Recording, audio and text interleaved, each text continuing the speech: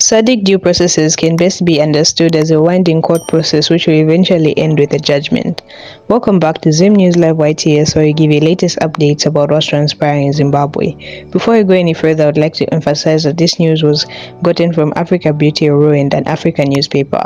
Don't forget to like, subscribe, and turn on the notification bell so that you don't miss any updates.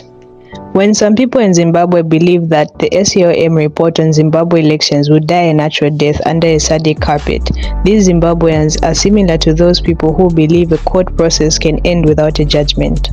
The SCOM report on Zimbabwe elections was submitted to the SADC Organ on Defense, Politics and Security Cooperation, the Troika organ, that kick-started a court process which will eventually end with a judgment. Those in Zimbabwe convinced that SADC will somehow ignore the SCOM report on Zimbabwe elections should think again and start talking about something that can be acceptable.